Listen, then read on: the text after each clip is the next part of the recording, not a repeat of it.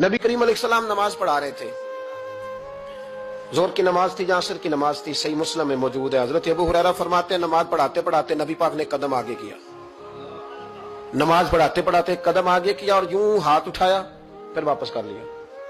अब नमाज पढ़ के ना तो सलाम फेरा तो सहाबा अर्ज करने लगे या रसूल अल्लाह सल्लल्लाहु अलैहि वसल्लम, वो नमाज में पैर भी आगे किया तो हाथ भी उठाया, तो वजह क्या थी? पहला सवाल तो यह है कि आप लोग नमाज पढ़ रहे थे या हुजूर को देख रहे थे?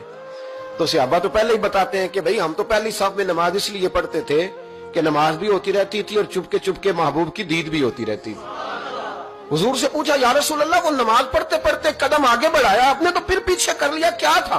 और हाथ उठाया तो फिर आपने नीचे कर लिया। तो नबी करीम फरमाने लगे नमाज पढ़ाते पढ़ाते जब मैंने कहा ना समी अल्लाहु लिमन हमीदा, अचानक मेरी नजर उठी तो जन्नत में चली गई।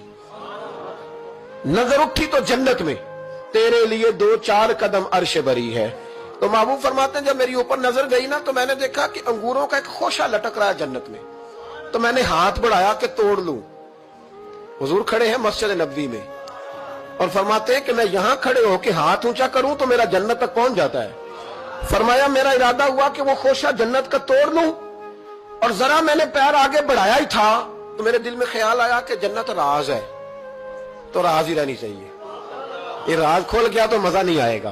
तो मैंने फिर वो हाथ वापस कर लिया। सहाबा कहते हैं जब नबी करीम ने ये बयान किया तो हमारे चेहरे न तजस्सुस से खेल उठे, तजस्सुस से। हम कोई बात और भी सुनना चाहते थे तो महबूब फरमाने लगे अगर मैं वो खोशा तोड़ के ले आता और तुम्हें दे देता तुम कयामत तक भी खाते रहते तो तुमसे खत्म नहीं होना था। ये सही मुस्लिम की हदीस है। ओ भाई, मेरे रसूल करीम के वाक़या में राज पे शिकवा करना, कहना समझ में नहीं आती कैसे गए थे। तो तू जो चाहे तो हर शब हो मिसाले शब असरा, इसलिए कि तेरे लिए 2-4 कदम